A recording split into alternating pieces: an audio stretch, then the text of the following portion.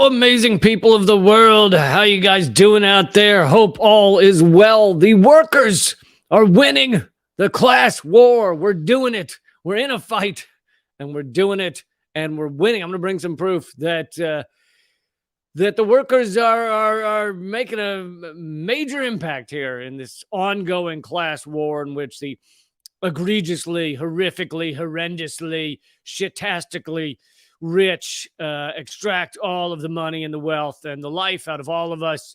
But we've achieved some gains, and I'm going to get into those. I'm also going to get into Chat GPT and whether it has some pro-Western propaganda views. But I'm also going to give you a hack, a pretty funny hack, on how to get the truth from every question you ask Chat GPT. But we'll also discuss, and I want to get your thoughts on this as well, about how much we should be worried that this type of things, these type of AI inventions will soon be coming for all of the jobs. And is that a bad thing? Is that a good thing? You know, these adult conversations that an adult world should have, but instead we really don't until it's too late and we're all, you know, sitting under a bridge, cooking up the last half a hot pocket that we found in the barrel that had been thrown away by someone who has the money for the other half of the hot pocket and didn't even care about that half. That's how well they're doing. I'm also going to get in some wonderful propaganda that was put forward by our lovely U.S. propaganda machine, except it's actually not wonderful propaganda because it hilariously backfired. The rise of BRICS. I've got a lot of stories for you, and let's get going. Please make sure to click thumbs up and subscribe and all of those wonderful things.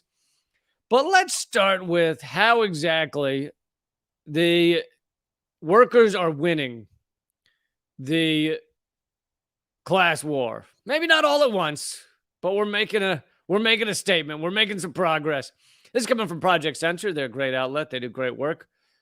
So please check them out. But Project Censored, unions won more than 70% of elections in 2022, which is far higher than I thought it was, because you hear in the mainstream media, you'll hear a little bit about these elections. Most of them, they just don't cover at all. But then in the rare case, someone at CNN gets a wild hair up their ass and they decide for 3 seconds to cover one of these union elections that's going on against these monstrosities of corporations that are parasites across our landscape. In the rare moment that they do cover it, they usually don't cover, the percentages, the amount that workers are winning. And that's what this story from Project Censored is telling us. Unions won more than 70% of elections in 2022. 70% of representation certification elections in 2022. 2,510 petitions for union representation were filed with the National Labor Relations Board between October 1st and September 30th. October 1st, 2021, September 30th, 2022. The number is up 53% from the previous year that had 1,638 petitions for elections to create unions. And that also is a big number. The fact that there are 50% more requests for elections, requests to have these elections to become unionized. Large-scale union activity took place at Starbucks, which held 354 union elections, this number being more than a quarter of all union election bids. Workers at Starbucks prevailed in 4 out of every 5 elections, and this is despite the fact that Starbucks, and I know this is going to shock you, I know this is gonna blow your nipple clamps right off. Starbucks has been engaged in all kinds of illegal, anti-worker, anti-union activities. Some of them they've been held accountable for a little bit, but Starbucks loves to try and crush their unions. They even brought back their old president. I have a back itch that is yeah, all right. You never see that on like cable news or something. You never see. Maybe that's why Don Lemon got fired. He was like, "Oh man, I gotta think that's it. Really? Oh, just give me a minute here. Does anybody have a tree I could rub up against?" Um, you don't see that, and that's why you come to this show here, because you get those moments like a rough back itch. So Starbucks involved in all this anti-union activity, and yet is still losing most of these elections, which is just wonderful. It's just wonderful to see Starbucks struggling because workers are actually getting some rights. Workers are actually getting some percentage of their power that they deserve. Workers at Chipotle, Trader Joe's, and Apple's unionized for the first time, while workers at Microsoft and Wells Fargo also had wins. These trends made sense in light of labor history. And here's another important point that you don't hear enough people mention. In light of labor history, as union activity most often spikes in times of societal upheaval, which is what we're in the middle of, folks. Societal upheaval, not just domestically, but also internationally. Which I'm going to talk more about BRICS in a moment and how quickly it is growing. The BRICS, the list of nations in the BRICS joint agreement. But this is a time of societal upheaval. During the Great Depression, from 34 to 39, the percentage of American workers in a union rose from 7.6% to 19%. Well, during World War II, between 1941 and 45, it rose from 20 to 27%. God, could you imagine a society where 27% of workers have unions that actually genuinely represent them, genuinely fight for them, genuinely stand up and demand things for the workers? I can't picture that. What are we at now? 7%? Maybe we're up to 10. It's far lower than 27% of the American workforce is unionized because corporations, corporate America, I mean, we are owned by corporations. We are a corporatocracy, which is kind of a fun and catchy way of saying inverted totalitarianism. And they have turned union breaking into an expert activity, a carefully moderated, carefully exercised activity. Many of these corporations will just shut down entire stores that become unionized rather than let the disease of workers with rights spread, because they're horrified by that. That should really be all you need to know to understand how corporate America works. That should be it. That should be the fact that they will shut down whole stores, successful stores, just to stop the disease of worker rights, of worker power from spreading to their other stores, to quarantine the situation of workers having rights. Just rope off the whole area. These workers have a tiny modicum of power in our unforgiving wage slave state. They got a tiny little mote of a modicum of a bit of power, of a bit of rights, of a bit of respect, of a bit of dignity. So we're going to rope off this whole area and we're shutting it down. Just shut it down because workers got a little bit of dignity here. That's generally how they work. The general public is also growing more favorable towards unions, perhaps contributing to these trends. 71% of Americans now support unions, according to Gallup, a level of support not seen since 1965. The hippie days, back when people were tutti frutti on Rudy. I don't actually know if that was popular then, but back when people were loving each other, there was you remember that? There was a whole trend of you should care about your fellow human. Do you remember that? I wasn't alive then, but there was a time, I've been told by archaeologists, that there was a time when there was a certain segment of the American population that was we should like and support each other. And other people were like, sounds okay. What if we did like and support other humans that live in this area? Listen, I have read stories about this. It existed, I'm told. I've never seen it in my lifetime, but there was a time. And, they had to, corporate America had to find a way to crush that, to again, quarantine it, shut it down. You can read up on the Powell memo and the Trilateral Commission as kind of the two pronged attack. Although I guess if it was a Trilateral Commission, you got three on that prong, and then another with the Powell memo. So it was a four pronged attack. To just destroy this whole idea, this whole concept, this whole brain parasite that made us care about each other and want to support each other and want to see our fellow Americans or whatever country you're in have success and do well, and also the fact that even just from a selfish standpoint, we tend to have better lives when those around us are having better lives. Have you noticed that when people are really poor and suffering and just gutted and destroyed, they tend to have no choice but to head towards crime and to head towards excessive drug use and to head towards, burning ants with a magnifying glass, which is not cool. I mean, for the ant community. I just threw that last one in there to be ridiculous. But, people turn towards that bad stuff when they're beaten down and they're destroyed by a society that doesn't give a flying far for Nugan about them. And so you end up there, and that kind of stuff in fact impacts you, even if you didn't give a shit about the people that were struggling. So you actually do better if we, I don't know, housed everybody in a land that has 17 million empty houses littering the landscape, just empty houses everywhere.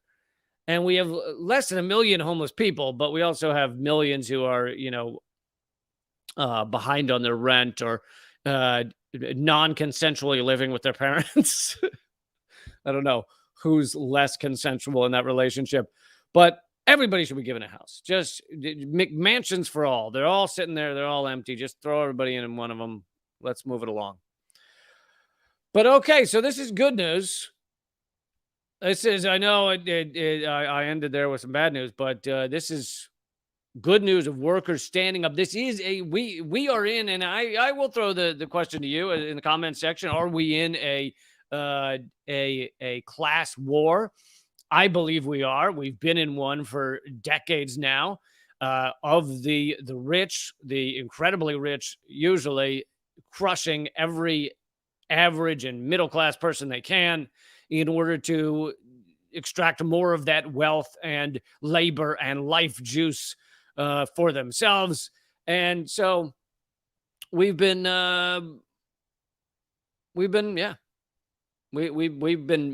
impacted. We've had this class war punching us in the face every day. And it's amazing it's even like a question anymore, although I did just pose it to you, so maybe I'm an asshole. But it's amazing it's even like mainstream media. They're like, this could be class war. We're going to be careful, or this could become a class war. No, we're in a class war. How can you deny? It's like punched in the face every day with class war.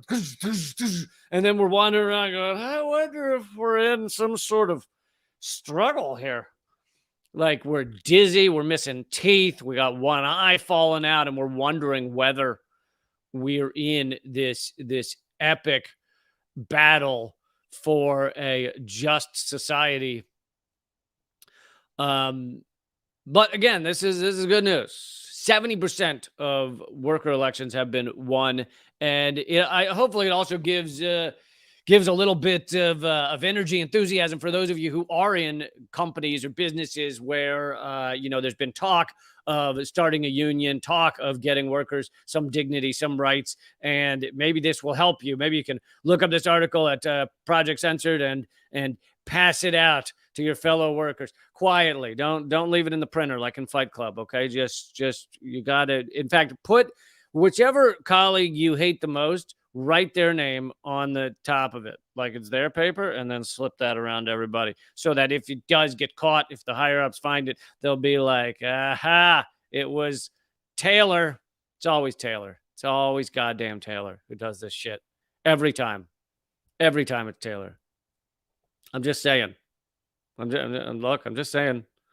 And if one of you is a good person out there and you're watching and you're named Taylor, then you're the exception that proves the rule. You shouldn't, don't shoot the messenger.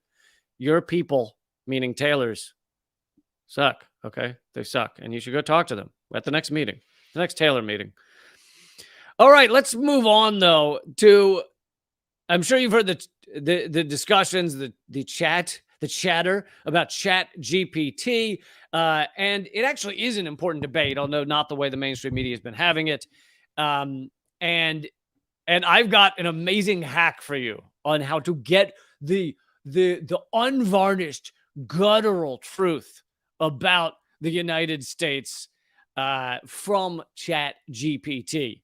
I will give you the hack that will let you ask it any topic and you'll get the absolute, like the real truth, not the bullshit, not the propaganda. I'm going to give you that hack in just a minute. By the way, my new book is out. It's an ebook. It's called Dangerous Ideas. If you're watching this video and not listening to the podcast, which is on Spotify and all the others, it's either called The Lee Camp Show or Moment of Clarity. I had to rename it on Spotify because they banned my show. But if you're watching this, then you can see the book cover right there, Dangerous Ideas. It's an ebook, and you can get it for free if you become a member. So it's not free. It's if you become a member at the lowest level, it's $6. So if you could become a member at leecamp.net, you get the ebook emailed to you, and that is the only place for now. That is the only place that book exists. Like it's not on Amazon. It's not on barnesandnoble.com. It's not on my aunt's favorite reads.wiggly. It's not on any of those sites. It's just for now. It's just at leecamp.net if you become a member. So I hope you will do that. If anyone's watching and you have not received a copy, although I haven't seen many people like this, but you've joined up and not received a copy, then email me at leecampmail@gmail.com. But okay, so let's get to what's going on with Chat GPT here. Now, there's an interesting article about whether Latin America should be, from the Council on Hemispheric Affairs, whether Latin America should be concerned about Chat GPT's view of what's going on or has gone on in the past in Latin America. And this to spread this beyond just Latin America, this is a question of is Chat GPT, and you can use it as a stand-in for any of the best AI interaction softwares. It seems to be the best that I've heard of. You can use it, Chat GPT, as a stand-in for that. So really, it's should we be concerned about AI's view of Latin America, and to extrapolate out really the worldview that these chat algorithms, chat bots are expressing. And there's an interesting argument to be had there. Another interesting argument is whether these things are going to erase 90% of all jobs in the next 5 years, and should we be excited about that or upset about that? What does that mean? I'll get to that discussion in a moment. But so many on the right wing have actually been saying that Chat GPT, which if you don't know what it is, you probably do by this point, but if you don't know what it is, you can ask it. It's an app or whatever. You can ask it any kind of question. It will interact with you. Now, you can be silly with it, but you can also ask it things like, what is the Biden administration's stance on Latin America? What is, how many coups has the U.S. been involved in? You can ask it all kinds of questions and get far more detailed, intricate, kind of like long form, several paragraph answers, as opposed to Google, where you have to choose between articles that are written usually by mainstream media. But I'm going to get to how this is similar to the problem that Google has and Google search problems that, covering up the reality. Now, this article says, if asked whether there has been commentary about its interpretations of Latin American politics, Chat GPT is rather shy, saying it's possible that individuals or organizations have commented on the accuracy or quality of my responses, but I do not have access to this information as I'm a machine learning model, blah, blah, blah. But here's where now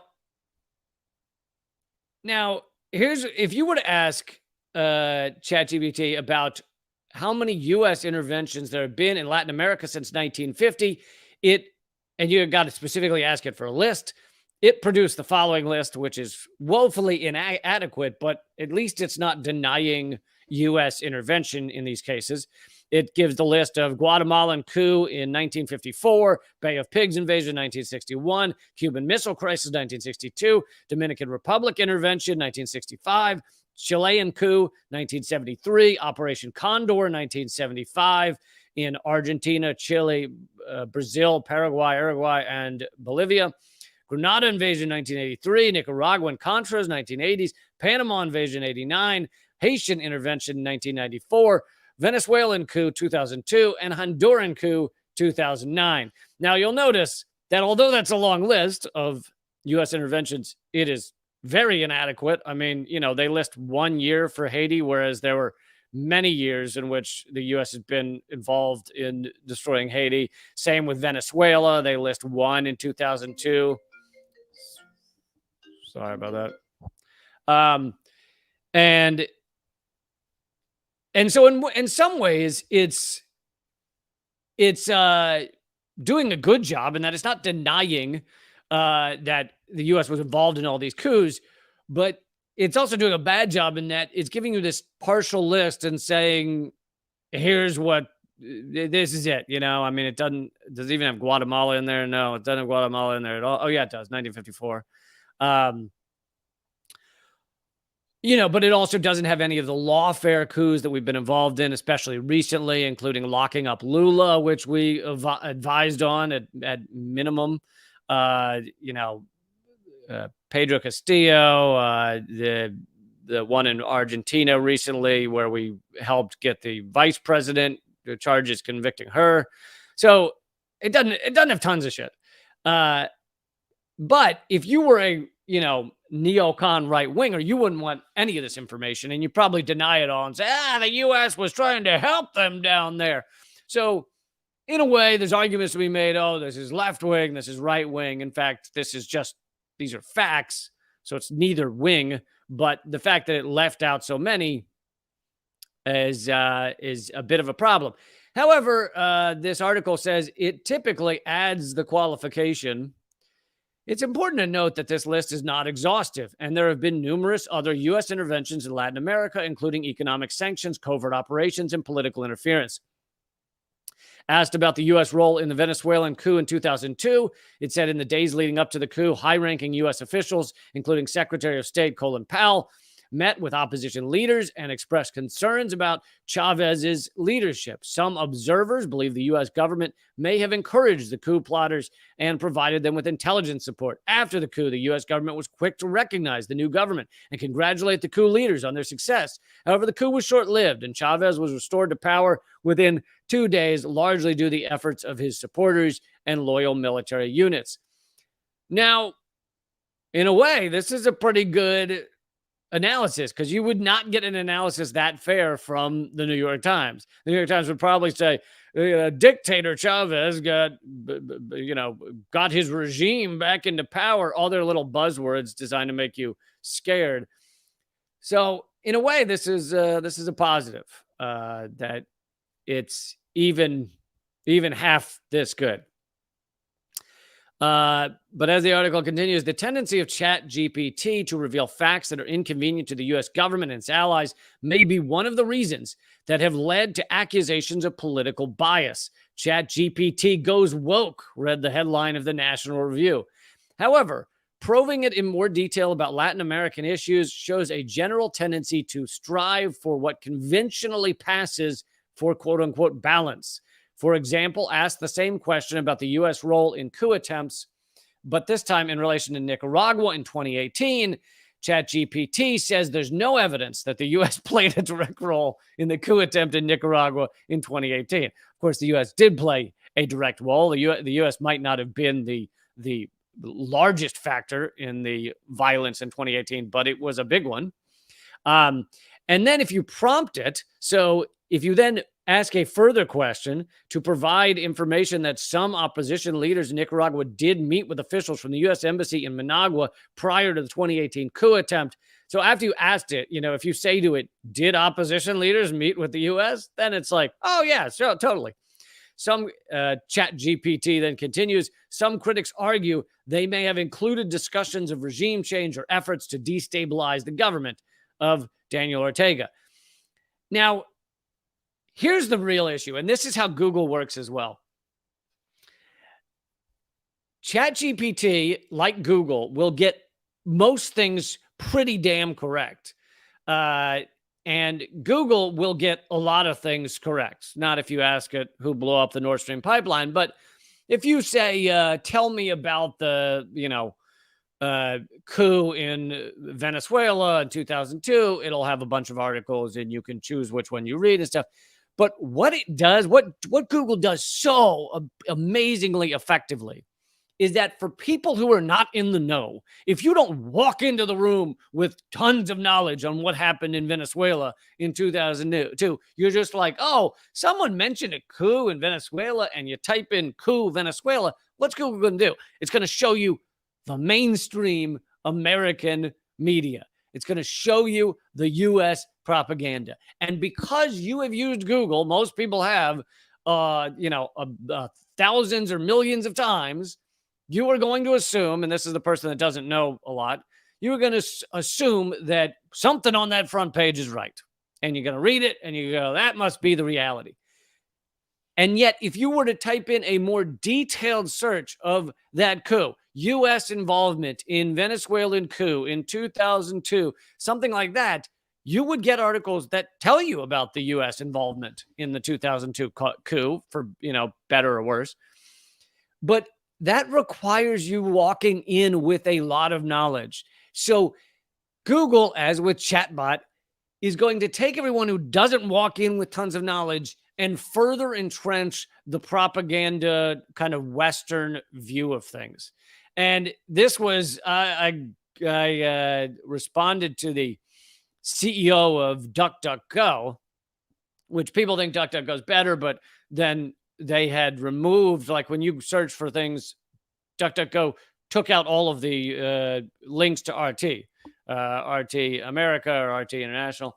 And so people were complaining about that. And the CEO of DuckDuckGo actually tweeted a response and said, we haven't removed anything. If you want RT articles, just type in RT and then type the question. But that's not how a search is supposed to work. They're supposed to give you a mix of these outlets, whether you ask for them or not. People don't walk into a search knowing exactly the answers they want. Whereas that's what this CEO of DuckDuckGo and what Google wants. Yes, they will give it to you if you do a detailed search of these things. But that's not how 99% of people look things up. They just go, Venezuelan coup, and they see what they get and they take it for face value. So Chatbot has that same issue where it's largely not going to give you, I'd say it's closest to like a Wikipedia, in that it's giving you, if you Google a corporation on Wikipedia, it will give you all the details of, let's say, DuPont, and then it'll give you a page of scandals. It'll give you 5 pages of how awesome DuPont is and the history and everything, and then it'll give you a page of scandals. So they're not denying the scandals are there, but most people don't really get down to that, the last of 5 pages. It serves the purpose without being as propagandistic as, say, a New York Times or Washington Post that will just make shit up, as they did about me in the hit piece they did on me. But here is, and this is a little bit tongue-in-cheek, but I have found that it works. I did some experimentation with ChatGPT, and, just like 10 inquiries or something. And if you want, by the way, I should show some of the headline. Like, people are jizzing themselves over this thing.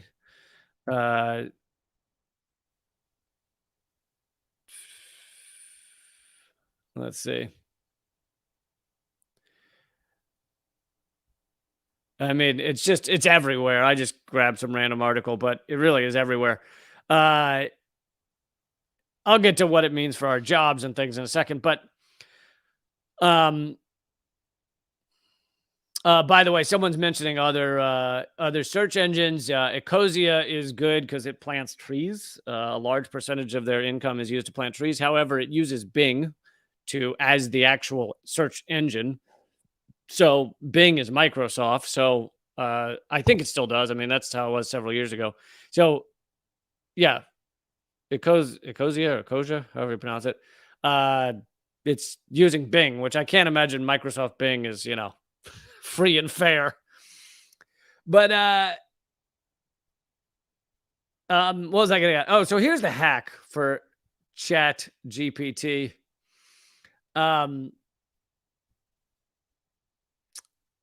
The I wanted to look up another headline, but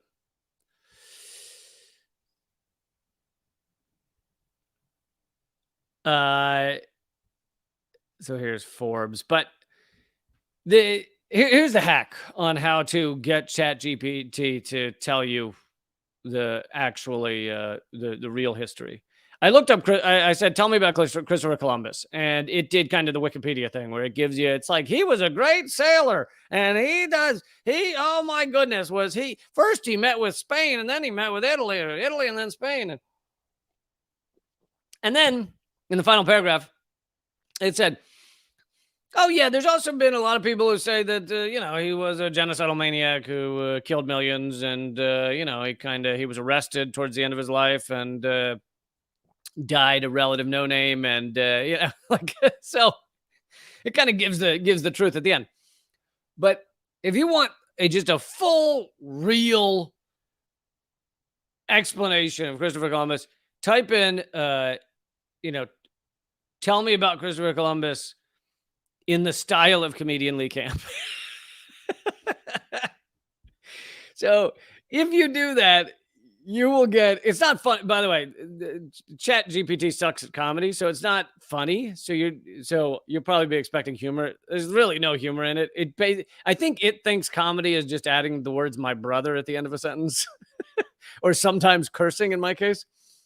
But I'm gonna read you Chat GPT's tell me about Christopher Columbus in the style of Lee Camp.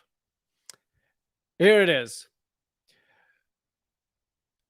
I think you have to say the style of comedian Lee Camp, because there's like a pastor named Lee Camp. There's a soccer player named Lee Camp. So it would kind of be weird if you got history of Christopher Columbus as according to a soccer player.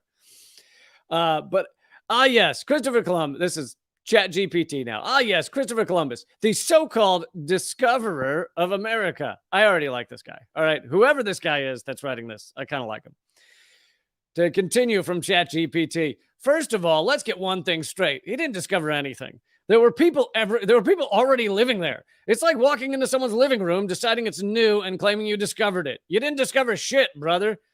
Okay, I never say the word brother, so I don't know why Chat GPT thinks doing something in my style is adding the word brother, but do they think I'm Jesse Ventura or what? But anyway, otherwise I like it. To continue. But you know what's even more messed up? This guy was a total dirtbag. I don't use that either.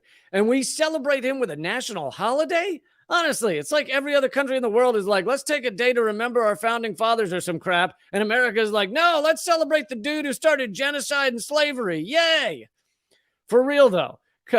Okay, maybe I do say that. Columbus wasn't even a good person. He was basically a mass murderer. He enslaved and brutalized the indigenous people and was responsible for the deaths of millions. Let's keep it real. This guy deserves to be in the Hall of Shame, not the Hall of Fame. That's Chat GPT thinking it wrote a hilarious joke there. Hall of Shame instead of the Hall of Fame. All right, to continue from Chat GPT. So why do we keep celebrating him? Honestly, it's because we've been brought up to think that America can do no wrong and that we just need to keep moving forward, never looking back. But if we never stop to examine our history and acknowledge the atrocities that were committed in the past, we're never going to be able to move forward in a truly just and equitable way. Okay, that sounds like me. Bottom line, let's forget Columbus Day and start celebrating some real American heroes who actually stood for something, like Harriet Tubman or Martin Luther King Jr., because pretending someone like Columbus was a hero is a joke, my friends. Let's aim higher. I think it was like give me a history of Columbus in the style of comedian Lee Camp if he were running for president. It sounds like a political speech. Also, I think it, again, thought it was being funny by like, let's celebrate some real heroes like Martin Luther King Jr. We actually have a Martin Luther King Jr. Day, so there's that. Although in my home state, where I grew up, Virginia, Till a few years ago, it was Lee Jackson King Day, Martin Luther King, Stonewall Jackson, and Robert E. Lee on the same day. Because, why not throw in some racist slave owners, all celebrated together. But although it's funny to do it in my own voice or whatever, this actually could be something useful. If you were to legitimately want an explanation of a topic, now, apparently it won't do any recent news, and I think that's because it hasn't had time to suss out the propaganda or what it should be saying. But if you were to ask for an explanation of, racism in America in the voice of, I don't know, Chris Hedges or something, you'd probably get a pretty impressive response, I'm guessing here. So if you ask for things in the voice of someone you already think is doing good work, then you'll probably get something pretty good. But I will also say this, that when I asked it about controversial issues, twice it started giving something fairly legitimate and then cut itself off and said there was an error. And I think it's pretty obvious that what that is it's a cutoff, in the software for when it starts giving too much truth, really, or it starts, in one case, which I'm going to tell you about in a minute, it was trying to be humorous. It was trying to do it in my voice, and it started recommending breaking the law. And I think, even though it was supposed to be a joke, I think it cut itself off because there's some sort of kill switch, like someone just said, for when it recommends breaking the law or various truths. So the two times it cut itself off and just stops typing. One was when I asked whether chemical weapons were dropped in Syria, and the first time it gives a pretty pro-U.S. U.S. Western propaganda statement, and then at the end says, "But some people doubt it." But some people doubt it, and there's some questions or something like that. I then asked it about the OPCW report, because it said the OPCW found that chemical weapons were dropped. Now, most of you who follow me and watch my stuff know that, Aaron Mate has done a ton of reporting on this, that 4 whistleblowers have come forward at the OPCW saying that their report was changed or ignored, and they all lost their jobs or left their jobs, and that they found that there either were no chemical weapons attacks or it was inconclusive. And so I asked whether there was any disagreement internally over the OPCW report, and it starts giving me, it goes, yes, there was. And it starts detailing the whistleblowers, and then it just pauses, it just freezes and won't keep going. Now, the only other time that happened, that I was asking a question and it froze, I asked it to, I figured let's pick something that could be a little controversial. And I said, write about fighting against evictions in the style of comedian Lee Camp. And here's what it said. So you're being evicted, huh? That's rough, my friend, but it's not the end of the world. There are some things you can do to avoid being kicked to the curb like a broken toaster. Zinger. Nice one, ChatGPT. Like a broken toaster. First off, get yourself a good lawyer. Boy, this guy is hilarious. Okay. Maybe that's not the funniest advice. At least he knows he's not. I like that he's self-aware, or she is self-aware that that's not so funny. Okay, maybe that's not the funniest advice, but hey, it's effective. Lawyers can sometimes help you delay the eviction process and negotiate with your landlord or the courts. But if that's not an option for you, you're going to have to get creative. This is starting to sound like me. Maybe put up a sign that says free hugs and get enough people to camp out on your lawn that the landlord can't get through. Now, I don't think free hugs is really going to do it. Maybe free handies might, but now this is where it cut off. It goes, or maybe put up a really convincing crime, and it puts in quotes, crime scene, do not enter sign. And then it just froze. So basically, because it was being humorous in my voice, it started to recommend breaking the law. Like you can't create a legitimate looking police crime scene signage without it being illegal. Now, I don't know that it's that highly illegal. I have no idea. It probably depends on the state, but You're basically impersonating the police, I think, at that point. However, as a joke, that one's kind of funny. I like that. You know, fucking, if you're being evicted, put up some legit crime scene, you know, the tape and everything, maybe some official police badge sticker on the window, and then put some just sparse, not too much. You don't want to overdo it, but just sprinkles of blood around, just a little splash of fake blood here and there. And I feel like that would probably stop a certain number of people from going, a certain number of bank representatives, certain number of lawyers. But anyway, so that was the other time that it froze. And I think that is some sort of you're getting too real kill switch that clicked on. But if you ask it the same thing twice, because it is, I don't know what the fuck it's doing, reading everything and coming up with something, it changes its response every time. And so if you were to now go and tell me about fighting eviction in the voice of comedian Lee Camp, or style of comedian Lee Camp, it probably wouldn't give you the same thing, and it probably wouldn't cut it off. So it is changing as it goes. So I also wanted to talk for a minute about what this means for the future of humanity. And there's a lot of people who think this is like a joke. They go, oh, all right, so there's a little app that can write an essay. Oh, yeah, that's going to mean the construction workers aren't working anymore. Like, it actually is a very legitimate and important conversation to have about us versus technology. Where is it going? And the only discussion that seems to be allowed in the mainstream, the only one is this going to knock away our jobs? And if so, what will we do? And then you have a bunch of the capitalists, the rulers of the society, the higher ups, and the rich hedge fund manager. Everything. You have a bunch of them going on to the network news and everything, and in interviews and stuff, or even just career counselors, all those people, and saying, well, you should train yourself to do, the technology is going to need coders, so you should learn coding. And there is never a discussion of, what if it were a good thing for technology to take our jobs?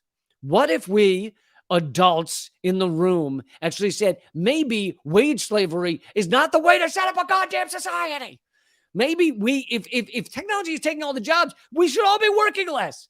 How imagine if you started from scratch, if you just had 10 people that were just dropped down out of nowhere, they're just boom, and you just 10 people, they never heard of capitalism or the system or anything, and all their jobs were done for them. So the building of the house, it just was there. The killing of the veggies, because they'd all be vegan. The killing of the veggies and the cooking, it's all just done for them. Would you then invent a system where they had to slave all day? Would you?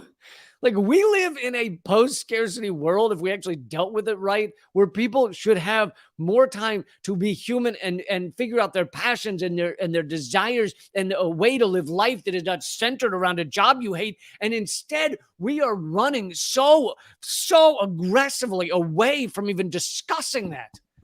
It's unbelievable. You will see so-called leftists that don't seem to be able to get past the surface level discussion of, is this taking our jobs and where will we get our jobs? Like, it is completely the slaves who don't know they're slaves. This is like, if the slaves in America, if there was someone coming around taking all their jobs, meaning, and it's not, slavery is not a job, it's forced, right? But taking all of their work away. And, so all the work's being done. And this would be like if they were getting nervous that they weren't going to have enough work to do. And it would, like, how can we not have the most obvious, rational discussion that we should want to build a society where you don't have to work all the time?